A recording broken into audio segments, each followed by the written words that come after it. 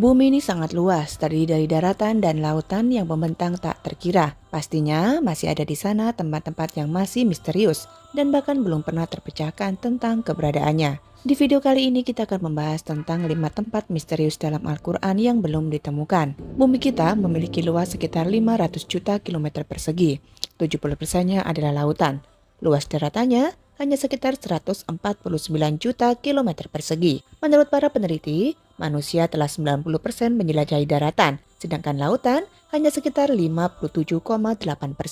Itu berarti masih ada tempat-tempat yang masih belum terjamah oleh manusia. Apakah tempat yang belum terjamah tersebut merupakan salah satu dari tempat yang misterius yang ada di dalam Al-Quran dan hadis? 1. Pulau Dajjal. Banyak dari Anda yang sudah mengetahui tentang Dajjal. Di hadis dan Al-Quran disebutkan bahwasanya Dajjal merupakan salah satu dari 10 tanda datangnya kiamat kubro. Jika Dajjal telah muncul, maka dunia saat itu telah diambang kehancuran besar. Dia dipenjarakan Allah di suatu pulau misterius dan dijaga oleh seekor hewan yang bisa berbicara bernama Al-Jazaza. Ada hadis Rasulullah yang mengungkapkan tentang pulau ini, namun tidak merincikan secara jelas lokasi persisnya. Dajjal akan keluar dari perkampungan Yahudi Asbahan, bersamanya ada 70.000 orang Yahudi. Hadis riwayat Anas. Dajjal akan keluar dari bumi di arah timur, yang dinamakan dengan Khurasan. Hadis riwayat Abu Bakar. Artinya secara pasti, bahwasanya tempat munculnya Dajjal adalah dari sebelah timur dan tak jauh dari daerah yang bernama Khurasan. Maka di manakah sekarang Khurasan itu berada? Sekarang Khurasan terletak di negara Iran sebelah timur dan nama Khurasan dijadikan sebuah nama provinsi di sana. Namun jauh sebelum itu, sejak abad ketiga Masehi, Khurasan adalah suatu wilayah yang luas meliputi Iran, Afghanistan, Tajikistan, Turkmenistan, Kazakhstan, dan Uzbekistan. Sedangkan tentang pulau tempat Dajjal dikurung, mungkin saja berada tak jauh dari wilayah itu. Banyak tersebar kabar bahwa Dajjal dikurung di salah satu pulau di Yaman yang bernama Socotra. Karena pulau ini sangat aneh, yang punya hewan dan tumbuhan yang tidak ditemukan di tempat lain selain di pulau Socotra itu sendiri. Banyak orang yang mengaitkan tentang pulau Socotra sebagai pulau Dajjal. Namun ada pula yang mengatakan Dajjal di seketika bermuda, dan ada beberapa pendapat lain yang menyebutkan tentang di mana pulau Dajjal ini sebenarnya. Sebuah petunjuk bahwasanya tempat Dajjal dipenjara adalah di sebuah pulau dan satu-satunya orang yang pernah ke pulau itu dan bertemu Dajjal adalah Tamim Ad-Dari, dari yang hidup sejaman dengan Rasulullah Shallallahu Alaihi Wasallam. Tamim tak sengaja bertemu Dajjal karena ketika itu kapalnya terombang-ambing selama 1 bulan dan terdampar di sebuah pulau yang entah ada di mana. Bisa disimpulkan bahwasanya pulau tempat di mana Dajjal dipenjara memiliki lokasi yang tidak biasa atau bisa dibilang dia bukan berada di dimensi manusia, makanya tidak bisa ditemukan. 2. Ainul Hayat. Ainul Hayat adalah sebuah telaga yang memiliki mata air yang kalau airnya diminum maka orang itu tidak akan mati sampai hari kiamat kecuali dia memohon kepada Allah untuk dimatikan. Kisah tentang Ainul Hayat berhubungan erat dengan 2 tokoh besar yaitu Raja Zulkarnain dan penasihatnya yaitu Nabi Khidir. Ada sebuah riwayat dari As-Salabi dari Imam Ali. Suatu hari Raja Zulkarnain bertanya kepada malaikat tentang bagaimana ibadahnya, malaikat kepada Allah Sang Pencipta. Kemudian malaikat pun memberitahu kepada Zulkarnain bahwasanya ada malaikat yang sejak dia diciptakan, dia selalu sujud dan tak pernah mengangkat kepalanya untuk selamanya, karena dia tidak mau menyia-nyiakan waktu untuk selalu beribadah kepada Tuhannya. Maka Zulkarnain yang mendengar penuturan dari malaikat itu, dia menjadi tertarik sebab Zulkarnain ingin hidup abadi supaya dia bisa lebih lama beribadah kepada Allah. Lalu dicarilah telaga oleh Zulkarnain dan Khidir bersama dengan pasukan kerajaannya. Kemudian mereka menemukannya di tempat terbitnya matahari. Tempat itu digambarkan sebuah tempat yang gelap, namun bukan seperti gelap malam hari, tapi gelap karena ada semacam asap atau kabut tebal. Singkat cerita, yang meminum air dari telaga itu hanyalah Nabi Khidir. Zulkarnain tidak meminumnya. Makanya ada khilaf dari para ulama yang mengatakan bahwasanya Nabi Khidir masih hidup sampai hari ini, tapi ada juga yang mengatakan bahwa Nabi Khidir sudah wafat. Kemudian pada abad ke-14 ada seorang penjelajah bernama Juan Ponce de Leon yang diutus oleh seorang raja bernama Ferdinand. Ditugaskan dalam memimpin ekspedisi pencarian mata air keabadian atau Ainul Hayat. Tapi sampai akhir hayatnya Ponce de Leon tidak menemukannya. Dia tewas karena dipanah oleh suku pedalaman dari India. Tempat ini masih misterius sampai hari ini. Bayangkan saja jika tempat ini sudah benar-benar ditemukan. Pastilah orang-orang di seluruh dunia akan meminumnya dan tak akan lagi takut akan kematian. Allah memberikan apa yang kita butuhkan dan bukan apa yang kita inginkan. 3.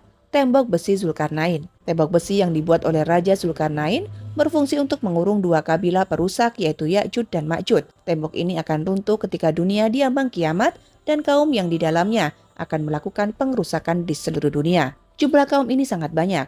Diriwayatkan, jika ada satu manusia berarti jumlah Ya'juj dan Ma'jujnya ada 999.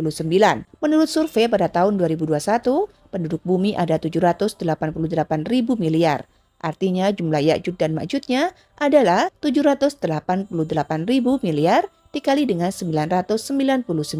Jika mereka semua keluar, pasti bumi ini akan padat dan berdesak-desakan. Logikanya, di mana lokasi lubang mereka ini jika jumlahnya saja begitu besar? Mustahil jika hanya ada di sebuah pulau. Untuk jumlah sebanyak itu dibutuhkan minimal sebuah benua yang sangat luas. Jawaban yang paling masuk akal adalah tembok Zulkarnain. Bisa saja ada di dimensi lain atau memang sengaja Allah tutupi atau dibedakan dengan dunia manusia. 4. Jabal Qaf. Kali ini tempat yang misterius adalah sebuah gunung.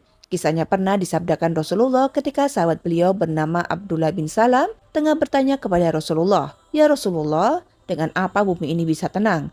Rasulullah bersabda, dengan beberapa gunung. Kemudian Abdullah bin Salam melanjutkan pertanyaannya, lalu dengan apa gunung-gunung itu dikokohkan? Rasulullah bersabda, dengan gunung Qaf yang terbuat dari batu zamrud hijau dan birunya langit. Para ahli tafsir mengatakan bahwasanya gunung Qaf merupakan induk semua gunung yang ada di dunia. Ada beberapa pendapat mengenai keberadaan gunung Qaf. Raja Zulkarnain pernah naik ke gunung ini. Mengenai letaknya, ada di antara Yordania dan Arab Saudi. Namun ada juga pendapat yang mengatakan letaknya ada di daerah Yaman. Selain itu ada yang menyebut gunung Qaf berada di suatu daerah sebelum Persia dekat tembok Ya'juj dan Ma'juj. Gunung Qaf dihuni oleh Rijalul Ghaib dari Waliullah yang berjumlah 70 orang karena menjauhkan diri dari duniawi. Ada pula yang mengatakan bahwa di dekat Gunung Ghaib ini ada sebuah pulau yang bernama Al-Hadar, yaitu tempat bertemunya arus sungai dan laut. Pulau ini dihuni oleh sosok hamba Allah yang soleh yang dikenal sebagai Nabi Khidir. Mengenai lokasi persisnya ada di mana, sampai saat ini pun masih menjadi misteri yang belum terpecahkan. Yang kelima ada istana kerajaan Nabi Sulaiman. Nabi atau Raja Sulaiman adalah sosok orang terkaya sebenarnya. Dia berkata, "Ya Tuhanku, ampunilah aku dan anugerahkanlah kepadaku kerajaan yang tidak dimiliki oleh siapapun. Sungguh Engkaulah yang Maha Pemberi." Al-Quran Surat Shad ayat 35. Dikatakan kepadanya, "Masuklah ke dalam istana." Maka tatkala dia melihat lantai istana itu, dikiranya kolam air yang besar dan disingkapnya kedua betisnya. Berkatalah Sulaiman, "Sesungguhnya ia adalah istana licin terbuat dari kaca." Berkatalah Balqis,